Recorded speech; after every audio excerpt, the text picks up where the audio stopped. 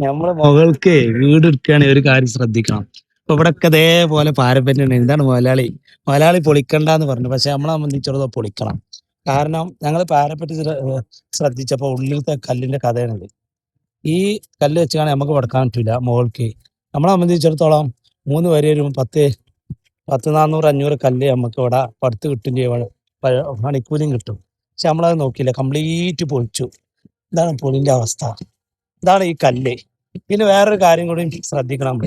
നമ്മള് ഒരു 5 കൊല്ലം കഴിഞ്ഞ ഒരു വീടിനെ സംബന്ധിച്ചിടത്തോളം പാരപ്പറ്റ് നമ്മൾ പൊളിക്കണം. പൊളിക്കഴിഞ്ഞാൽ ഇതേപോലെ വെള്ളം നിൽക്കുന്ന ഭാഗത്ത് അടിഭാഗത്ത് കംപ്ലീറ്റ് കല്ലെന്ത് ചെയ്യും, ഇതേപോലെ നൂലായിരിക്കും കംപ്ലീറ്റ്. കണ്ടില്ലേ, പൊട്ടി തകടുകൂടെയായിരുന്നു കല്ല്, നൂലായിരിക്കും. അപ്പം ഇതിന്റെ മുകളിൽ ലോഡ് വരുമ്പോൾ കംപ്ലീറ്റ് ഒന്ന് ഇരുന്ന് കൊടുക്കും.